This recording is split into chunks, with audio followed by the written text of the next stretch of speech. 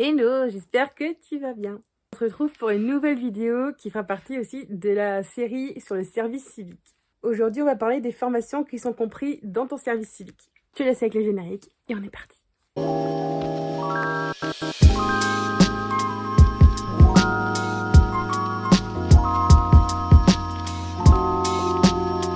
Alors d'abord, je veux souligner un point qui pour moi est très important.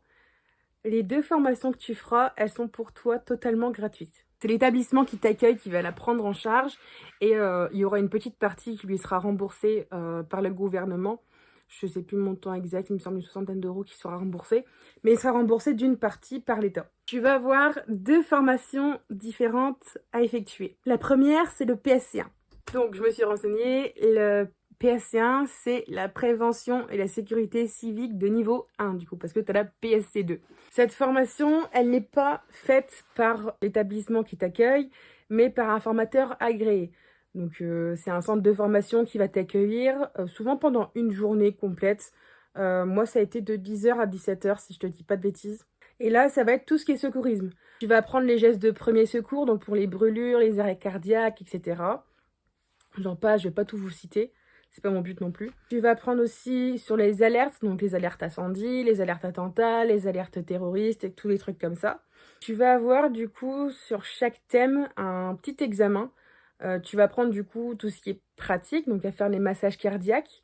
Et en fait, tu vas juste être évalué sur ces choses-là.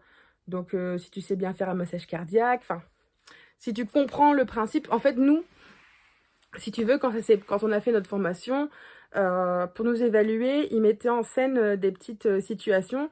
Donc, admettons, tu avais une personne à terre, tu devais vérifier si elle était consciente, si elle respirait, si son pouls, si elle avait toujours un pouls, etc. Et tu devais agir en conséquence.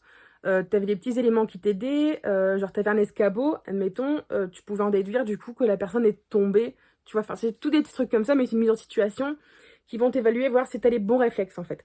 Donc, si t'écoutes et que t'es logique un petit peu, ça va passer. Pour des soucis de sécurité, sûrement que le formateur ne te donnera pas tes résultats tout de suite. Il va sûrement, si c'est comme dans notre cas, l'envoyer directement à ton tuteur ou ta tutrice et c'est lui qui t'annoncera si tu as réussi ou si tu as échoué. Et par la suite, tu recevras un diplôme, du coup, mentionnant que tu as réussi la formation de ton PSC1. À savoir que ce diplôme, il est valable, si je ne te dis toujours pas de bêtises, 2 ans. Et ensuite, c'est juste un recyclage à faire du coup tous les 2 ans pour continuer de garder ton PSC1. Donc si tu veux rester dans le domaine un peu du civique, du privé, etc., c'est bien de le refaire souvent tous les 2 ans. Donc ça, du coup, c'était pour la première formation. Pour la deuxième formation, c'est un peu au choix, je vais dire. Tu vas sûrement avoir un document PDF avec une liste de formations qui sont proposées aux alentours de chez toi, qui sont en thème avec tout ce qui se passe actuellement. Je sais que dans le mien, j'avais l'environnement, le recyclage, j'avais la sécurité, l'intégration pour tous des thèmes comme ça qui sont intéressants. Et là, tu vas pouvoir choisir la formation qui t'intéresse le plus. Pour ma part, j'avais choisi une formation qui était assez loin de chez moi. J'avais 1h30 en voiture pour l'aller. Donc ça me faisait 6 heures pendant 2 jours. Parce que du coup, moi j'avais choisi une formation de 2 jours. Elle sera forcément sur le thème que tu as choisi. Après moi, je vous avoue que j'ai choisi une formation et au final, c'était pas vraiment sur le sujet que je voulais aborder de base. Mais bon, c'était une formation qui était quand même, je vais dire, pas mal.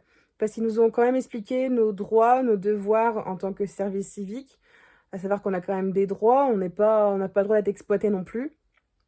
Mais vraiment, cette deuxième formation, c'est toi qui vas choisir vraiment s'il y a un domaine qui t'intéresse plus que les autres, sur lequel tu veux te former, avoir des informations, etc.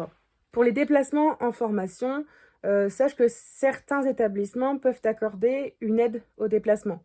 Moi, je n'y ai pas eu droit, mais je sais qu'il y a certains établissements qui peuvent t'accorder une aide pour le carburant si tu es véhiculé, une aide pour le transport si tu prends les transports en commun. C'est possible. Renseigne-toi toujours. Et puis, dans tous les cas, même si c'est un non, au moins tu te seras renseigné. Voilà, c'est tout pour la vidéo sur les formations du service civique. J'espère qu'elle t'aura plu. Si c'est le cas, n'hésite pas à me laisser un petit pouce bleu et à me dire en commentaire si tu as des questions. J'y répondrai avec grand plaisir. Et puis moi, je vous dis à la prochaine vidéo. Salut!